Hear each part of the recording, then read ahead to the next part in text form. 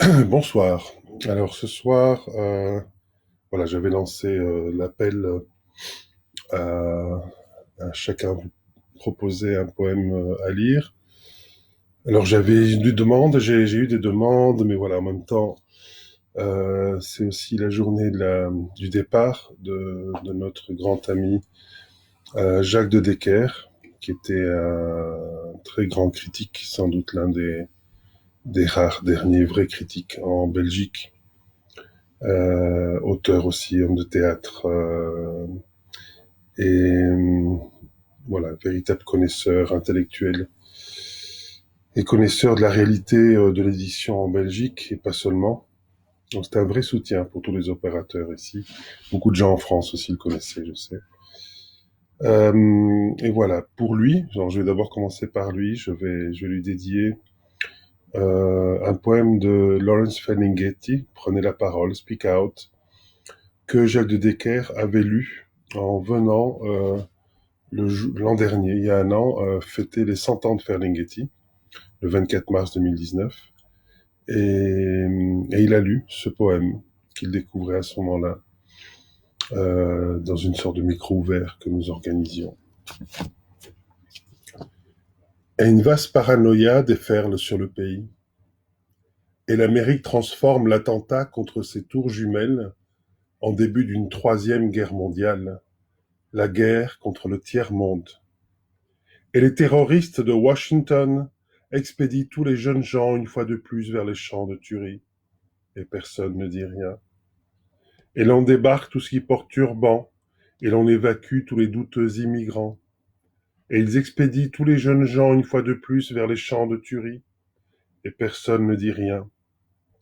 Et lorsque se réuniront tous les grands écrivains, les poètes, les peintres, le cercle national des arts de complaisance ne dira rien, alors que tous les jeunes gens, une fois de plus, tueront tous les jeunes gens dans les champs de tuerie. L'heure est venue pour vous de parler, vous tous amants de la liberté, vous tous amants en quête du bonheur, vous tous amoureux et dormeurs, enfoncés dans vos rêves intimes, l'heure est venue de vous prononcer, ô majorité silencieuse, avant qu'ils viennent vous chercher. Voilà, c'était Speak Out.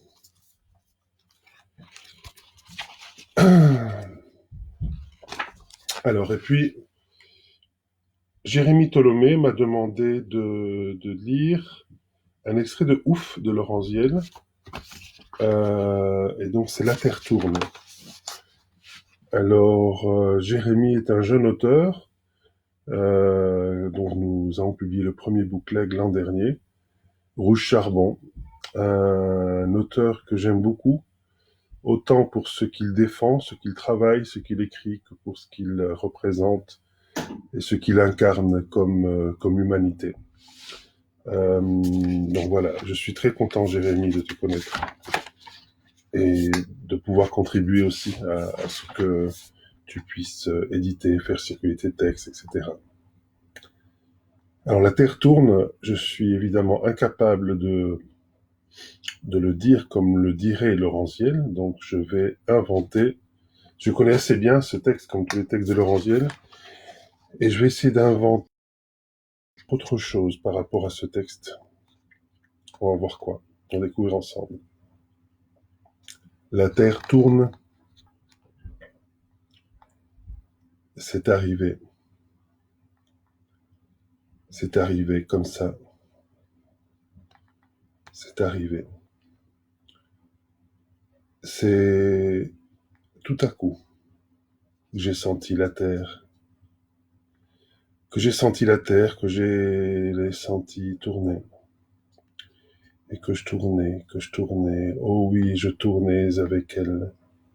Je me suis senti rouler avec elle comme une bille autour du soleil. Et tchac, les yeux ouverts ou fermés, je me suis senti collé à elle. C'est en arrête, c'est pas en marche. Faut que je me fige pour partir avec elle, les pieds collés au sol, J'écoute battre mon cœur et tout à coup, je bats avec elle et je tourne, je tourne, je tourne,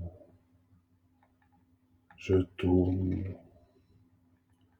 Je tourne autour du soleil et je vois que c'est de la terre que vient le monde. Que tout surgit, glaise, glaise. Il est en glaise le paradis. Et la glaise, la glaise. Avant-hier, la terre était toute plate. Au bout, tout au bout, tu tombais dans l'espace. Hier, le soleil tournait autour d'elle. Aujourd'hui, je tourne avec elle. Et je cavale. Grande cavale autour du soleil. C'est arrivé, c'est arrivé comme ça. C'est arrivé. C'est tout à coup. J'ai senti la terre, j'ai senti la terre, je l'ai senti tourner. Et que je tournais, oh oui, que je tournais avec elle. Je me suis senti rouler avec elle comme une bille autour du soleil. Et tchac. Merci et bonne soirée à tout le monde.